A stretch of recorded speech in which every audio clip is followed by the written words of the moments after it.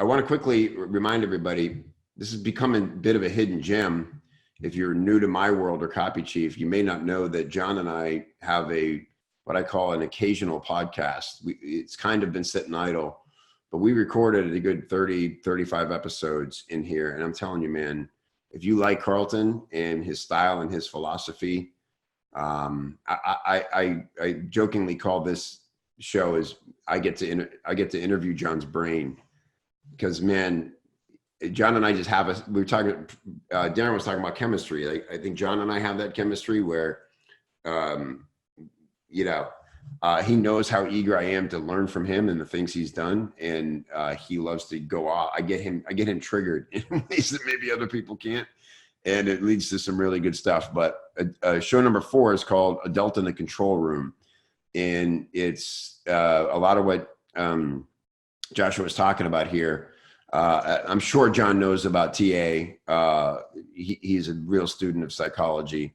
And I don't remember if it's come up in these episodes, but man, this is a lot of, the mantras in these shows are,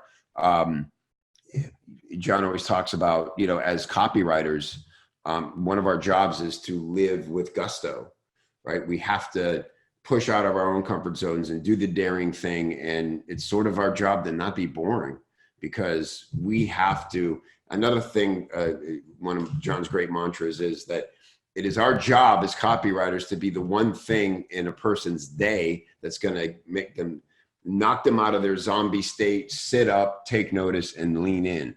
That's what your copy needs to do, right? And that's talk about setting a standard. That's the criteria. Am I going to knock somebody out of their zombie state and have them go, wait, what is this? And instead of clicking away or deleting or whatever, they're actually leaning in.